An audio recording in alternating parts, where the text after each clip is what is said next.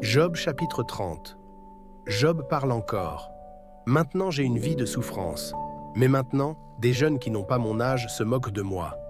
Pourtant, autrefois, je trouvais que leurs pères n'étaient pas dignes d'aller avec les chiens de mon troupeau. D'ailleurs, ils manquèrent de force, ils ne m'auraient servi à rien. La faim et la misère les avaient rendus faibles et ils cherchaient quelque chose à manger dans une vaste région triste et vide. Ils cueillaient de l'herbe salée près des buissons, ils mangeaient les racines des plantes. Tout le monde les chassait, les gens criaient sur eux comme sur des voleurs. Alors ils habitaient sur les pentes de chaque côté des torrents, dans les fossés et les abris des rochers. Ils étaient entassés sous les buissons, on les entendait crier comme des ânes au milieu des épines. C'étaient des espèces de fous qui ne valaient rien. On les chassait du pays à coups de bâton. Et maintenant, ils font des chansons sur moi. Ils racontent une foule de choses à mon sujet. Je les dégoûte et ils s'éloignent de moi. Ou bien ils me crachent au visage sans se gêner. Puisque Dieu m'a enlevé mes forces et m'a jeté à terre, ils se conduisent très mal envers moi. Pour m'accuser, une bande de gens qui ne valent rien se lève. Ils cherchent à me faire tomber, ils lancent leur attaque contre moi pour me perdre. Ils ont fermé toutes les portes, ils veulent me détruire, aucun d'eux n'a besoin d'aide. Ils ont fait un large trou dans le mur qui me protégeait et ils arrivent jusqu'à moi à travers les tas de pierres. La peur tombe sur moi, elle chasse mon honneur comme un coup de vent. Mon bonheur disparaît comme un nuage. Et maintenant, ma vie s'en va, je passe mes jours dans le malheur. La nuit, la souffrance m'atteint jusqu'aux os, elle m'empêche de dormir. Dieu m'a saisi brutalement par mon vêtement, il me serre le cou comme un col trop étroit. Il m'a jeté dans la boue, je suis comme la poussière et la cendre. Mon Dieu, je crie vers toi, et tu ne réponds pas. Je me tiens devant toi, mais tu ne fais pas attention à moi. Tu es devenu cruel avec moi, tu m'attaques de toutes tes forces. Tu m'emportes, tu me fais galoper avec le vent, et l'orage me secoue violemment. Oui, je le sais, tu m'emmènes vers la mort, au rendez-vous de tous les vivants.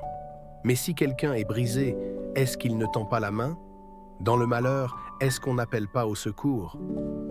Est-ce que je n'ai pas pleuré sur ceux qui ont une vie difficile?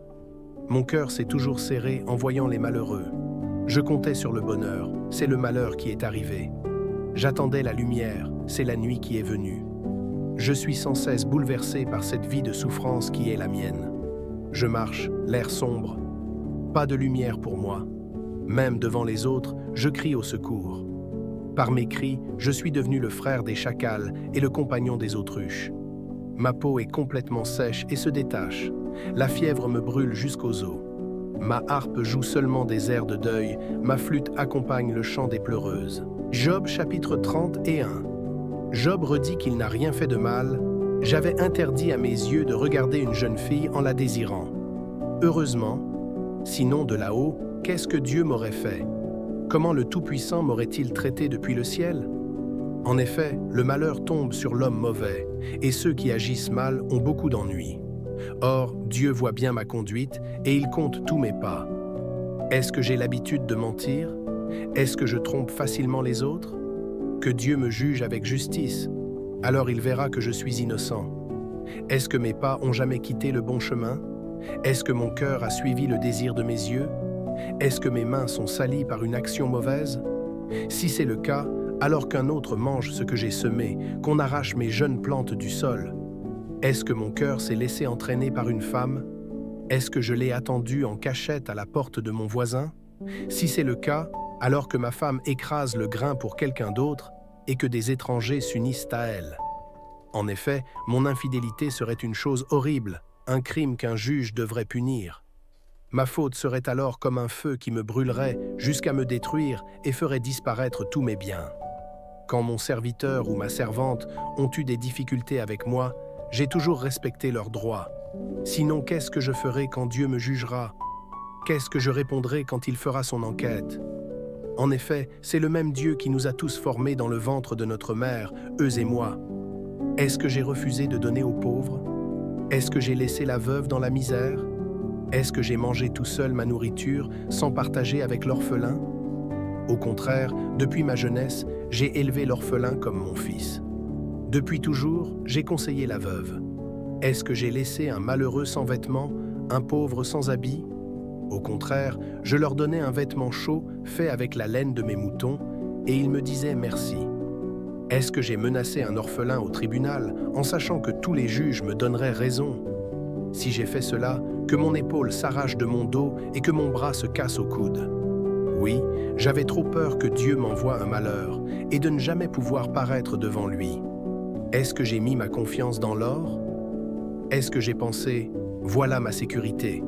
Jamais. Est-ce que je me suis réjoui de ma grande fortune, de toutes les richesses que j'avais gagnées? Jamais.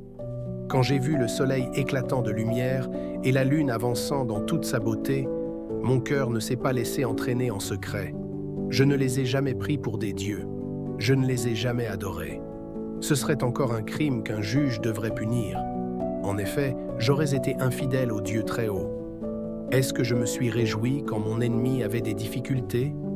Est-ce que j'ai dansé de joie quand le malheur l'a frappé? Je n'ai même pas osé pécher en souhaitant sa mort par une malédiction. Ceux que je recevais chez moi disaient « Chez Job, tous mangent de la viande autant qu'ils veulent. » L'étranger ne passait jamais la nuit dehors, ma maison était toujours ouverte aux voyageurs. Beaucoup de gens cachent leurs fautes et les gardent dans le secret de leur conscience. Est-ce que j'ai fait comme eux?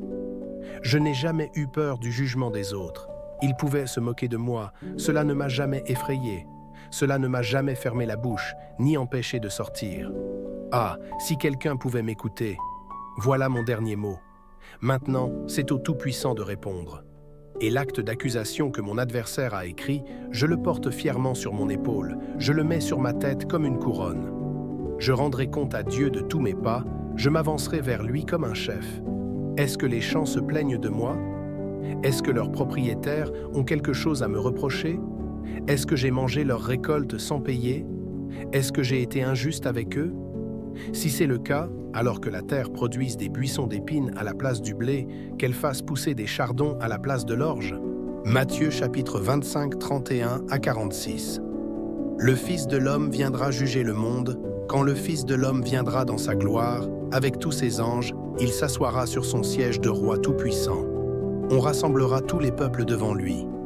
Et il séparera les gens les uns des autres, comme le berger sépare les moutons des chèvres. Il placera les moutons à sa droite et les chèvres à sa gauche. Alors le roi dira à ceux qui sont à sa droite, « Venez, vous que mon Père bénit, recevez le royaume que Dieu vous a préparé depuis la création du monde. En effet, j'ai eu faim, et vous m'avez donné à manger. J'ai eu soif, et vous m'avez donné à boire. J'étais un étranger, et vous m'avez accueilli. J'étais nu, et vous m'avez donné des vêtements. J'étais malade, et vous m'avez visité. J'étais en prison, et vous êtes venus me voir. » Alors ceux qui ont obéi à Dieu diront au roi, « Seigneur, quand est-ce que nous t'avons vu? Tu avais donc faim, et nous t'avons donné à manger? Tu avais donc soif, et nous t'avons donné à boire?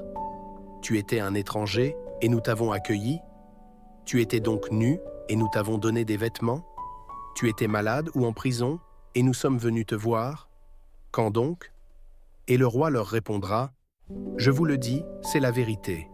Chaque fois que vous avez fait cela à l'un de mes frères, à l'un des plus petits, c'est à moi que vous l'avez fait. » Ensuite, le roi dira à ceux qui sont à sa gauche, « Allez-vous-en loin de moi, Dieu vous maudit. Allez dans le feu qui ne s'éteint pas et qu'on a préparé pour l'esprit du mal et pour ses anges.